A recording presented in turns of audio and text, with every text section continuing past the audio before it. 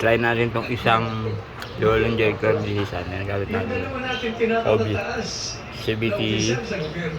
Power spray. Kobe yan. Isang battery. Improvise lang tayo mga boss. Okay, may alam lang. Ito, nalinis ko na kahapon to. Yung isa ko yung bago. Kasi maglabas ng gasolina. Pero ito naman okay naman. All good yung buga niya. Kaya itong isa yung luma. Try natin. Kaya panoorin ng maigi. Let's go! Testing na natin to mga boss.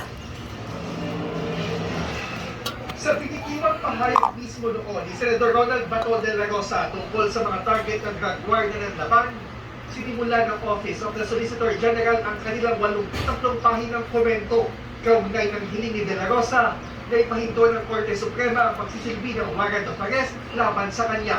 Sa paunang pahayag, sinabi ng Solgen na ang mga ginawa ni de la Rosa ay pagyurak na isang makapangyarihang opisyal sa rule of law. Higurin nila si Bato na gampanan ng kanyang tungkulin bilang isang senador.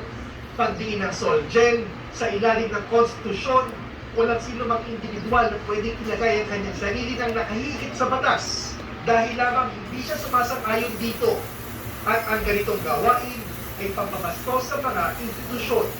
Isang kabalitunahan nila ang ginawa ni De La Rosa na pagtatagos sa batas, habang ang mga biktima ng Oplan Tokhang ay hindi nabigyan ng pagkakataon na maipagtanggol ang sarili at dumaan sa tamang proseso. Kaya naman iginit ng Solgen na may kapangyarihan ng pamahalaan ng Pilipinas sa pamamagitan ng ehekutibo na isilbi ang warrant laban kay De La Rosa sa Visa ng Republic Act 1951.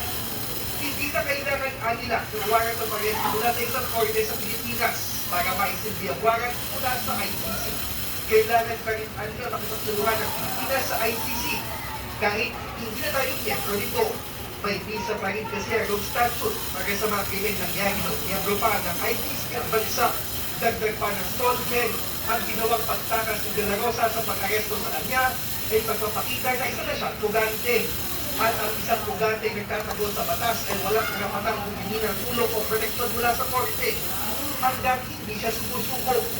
Bukod dito, nilinaw ng OSG na ang pagsuko sa ICC ay hindi extradition.